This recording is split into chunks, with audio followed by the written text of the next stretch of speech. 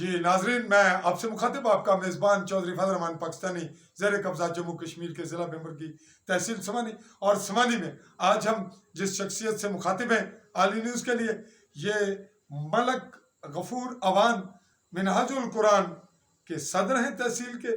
ان سے بات کا آغاز کرتے ہیں. مختصراً اور جامعہ بیک گراؤنڈ بتائیے کہ آپ کہاں سے بلونگ کرتے ہیں اور کیا آپ مہاجر ہیں، یعنی مقبوضہ کشمیر جو انڈین زیر قبضہ ہے، ایک تو پاکستانی زیر قبضہ ہے جہاں میں اور آپ موجود ہیں، اور ایک انڈین زیر قبضہ ہے. آپ وہاں سے آئے، آپ کے آبا اجداد کون تھے، کیسے تھے، کیا بیک گراؤنڈ، جی بتائیے گا. جی چودھری صاحب، ہمارا تعلق اوان فیملی سے ہے. میرے آبا اجداد، میرے دادا جان اپنی ساری فیملی کے ساتھ یہ انڈین زیر قبضہ مقبوضہ کشمیر کے گاؤں تھاتھی گگڑوٹ نزد نوشہرہ، تھاتھی گگڑوٹ نزد نوشہرہ غالباً اس وقت تحصیل تھی. جی تو وہاں سے آپ ہجرت کر کے کہاں گئے؟ ہجرت کر کے یہ بیمر کے قریب ایک گاؤں کوٹ جٹا میں جا کے رہے. یہ اگست ستمبر کے مہینے تھے، تو وہاں ہماری خاصی فیملی وہاں قسم کرسی کے عالم میں رہی. 2 سال گزرنے کے بعد اس امید کے ساتھ واپس سکا تالاب نزد بابا شادی شی دربار کے یہاں کے آباد ہو گئے، اس لیے کہ چلو اگر حالات معمول پر آتے ہی ہم واپس اپنے آبائی گاؤں چلے جائیں گے. پھر یہاں کیسے پہنچے آپ؟ تو میں چونکہ ایز ٹیچر سروس کرتا تھا، اس زمانے میں اتنی ٹرانسپورٹ کی سہولیات نہیں تھی، تو ویسے دانا پانی کا مسئلہ ہوتا ہے. تو ادھر میں 81 میں آ کے سمانی میں دوران سروس میں یہاں سیٹل ہوا. پھر میری فیملی بھی اپنے بیوی بچوں یہاں لے آیا، کیونکہ وہاں اس میں ہمارے آبائی گاؤں میں سکول وغیرہ نہیں تھا. تو یہاں ہم نے رہنا شروع کیا. پھر جہاں بیٹھے ہیں یہ جگہ میں نے اپنی خرید کے یہاں اپنا مکان بنایا ہے. آپ یہ بتائیے گا کہ آپ کے والدین اس وقت کہاں ہیں، یعنی والدین کے مکان؟ جی ہمارے والدین جو مکان ہے یہ بمبر جاتے ہوئے راستے میں آپ کو جنگل سے آگے 2 کلومیٹر آپ آگے جائیں تو وہاں گاؤں آتا ہے سکا تالاب، وہی ہے ابھی بھی. تو وہاں ہمارے آبائی گھر ہیں. 2-3 فیملیز ہماری ابھی وہاں آباد ہیں. وہاں ہماری زمین، ہماری بھی اپنی حصے کی وہاں زمین ہے. ہم وہاں کاشتکاری کرتے ہیں. یہ آپ کا خریدا ہوا یہ ہمارا خریدا ہوا رقبہ ہے. آپ نے یہ بیک گراؤنڈ بتایا. اب یہ دادا کس ایج میں تھے جب آپ نے ہوش سنبھالا اور ان کو دیکھا؟ میں سر 5-6 سال کی عمر کا تھا. سن 65 کی جنگ میں جب کبھی گولے پڑتے مجھے وہ گولے یاد آتے ہیں. تو میں نے دادا جی کو اپنی آنکھوں سے دیکھا، ان کا خوب مجھے اور یہ یاد ہے. تو تقریباً میں 7 سال کی عمر کا تھا جب 1965 میں میرے دادا جی فوت ہوئے. آپ کے پردادا کا نام آپ کو علم ہو؟ جی نہیں. دادا کا؟ دادا جی ہمارے ملک بیر ولی.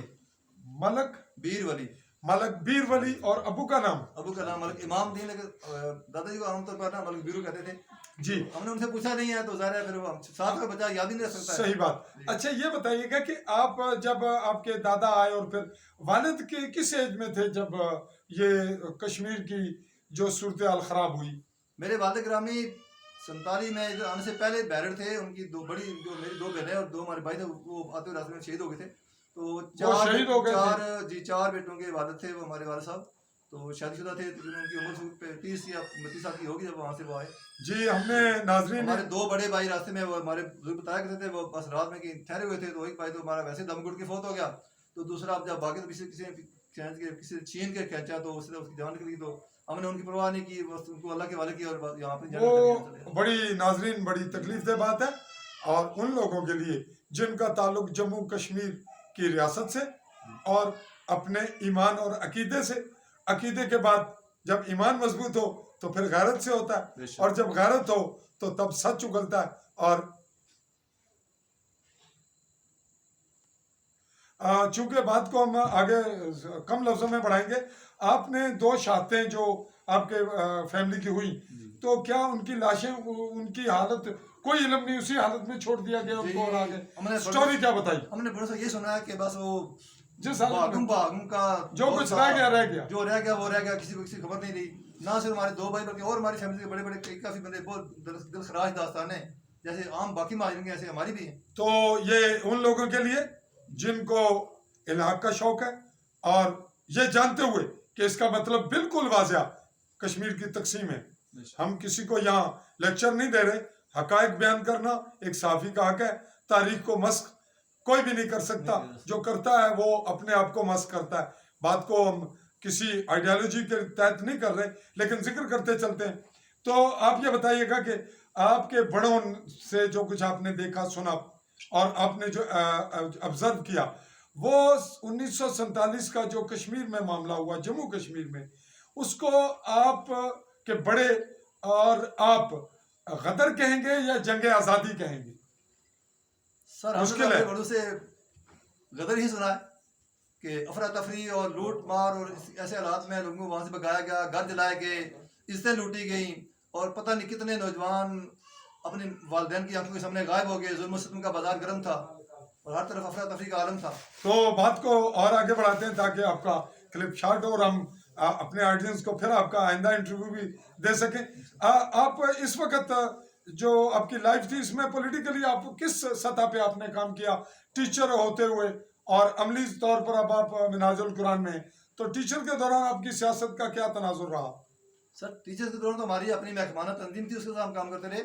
لیکن آپ کے سربراہ جی ہمارے سربراہ تھے راجہ علی شان خان صاحب جو فوت ہو چکے ہیں. اور پولیٹیکل آپ اس وقت منہاج القرآن میں کیا حیثیت ہے, ابھی ہمارا کیا ذمہ داری ہے؟ جموں قومی تحریک کے ساتھ ہے.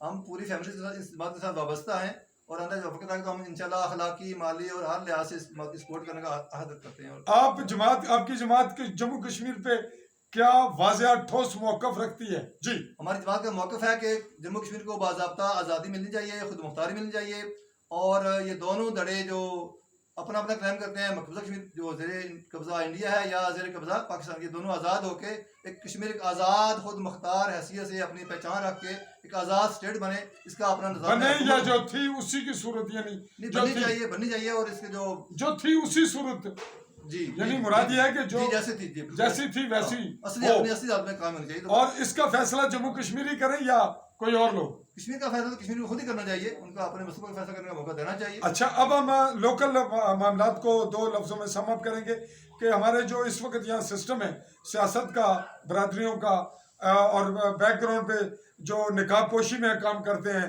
دستانوں کی صورت میں ہاتھ ہیں جن پہ دستانے پہنے ہوئے ہیں اور سیاست میں ملوث ہیں, اس پہ آپ کیا کہیں گے جماعت کے حوالے سے, منہاج القرآن کے حوالے سے, تاکہ ہم اس کو وائنڈ اپ کریں؟ اچھا, دراز سے ہمارا نظام خوف, لالچ, دباؤ, اجارہ داری, بدماشی, برادری ازم اور آنڈ گوانڈ کے حالات کو دیکھ کے اوئے کر کے کہنا اور اس حوالے سے دبا کے رکھنا اور راتوں رات, جیسے میں نے پہلے گزارش کی کہ پیسہ دے کے لوگوں کی زمین کو خرید لینا, یہی رہا ہے.